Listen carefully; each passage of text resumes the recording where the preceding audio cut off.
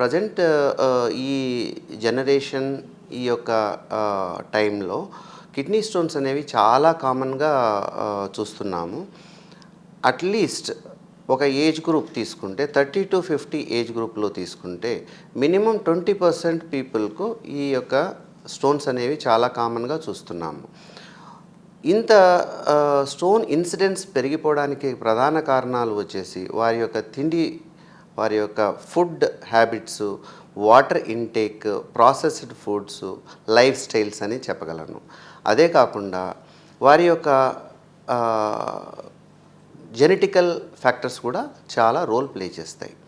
ఇవి ఎలా ప్రజెంట్ చేస్తాయంటే 90% పేషెంట్స్కు పెయిన్, ఫీవర్, వామిటింగ్స్, యూరిన్‌లో మంట పట్టడం, లేదంటే రక్తం రావడం ఇలాంటి సిమ్టమ్స్‌తో వాళ్ళు డాక్టర్ దగ్గర ప్రజెంట్ చేస్తారు.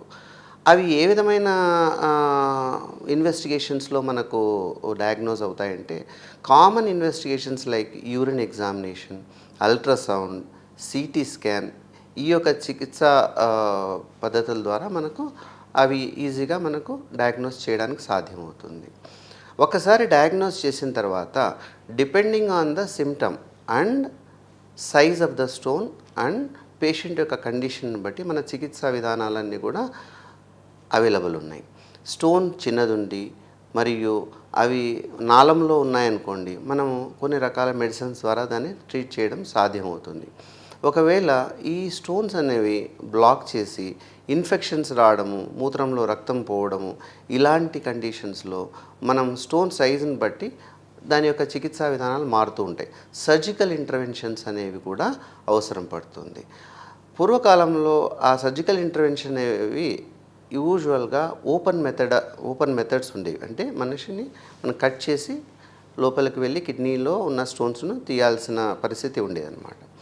విత్ ద అడ్వాంటేజ్ ఆఫ్ ఈ లేజర్స్, దాని తర్వాత ఎండోస్కోపిక్ టెక్నాలజీస్ ద్వారా అవన్నీ మనకు మినిమమ్ ఇన్వేజివ్ ప్రొసీజర్స్ అయిపోయాయి. ఆ మినిమల్ ఇన్వేజివ్ ప్రొసీజర్స్ అన్నీ కూడా ఇప్పుడు చికిత్సా విధానాల్లో చాలా మటుకు 90% మటుకు మనకు లేజర్స్ ద్వారా చేయడం జరుగుతుంది. అలాంటి ఒక ప్రొసీజరే రెట్రోగ్రేడ్ ఇంట్రారీనల్ సర్జరీ, RIRS అంటారు.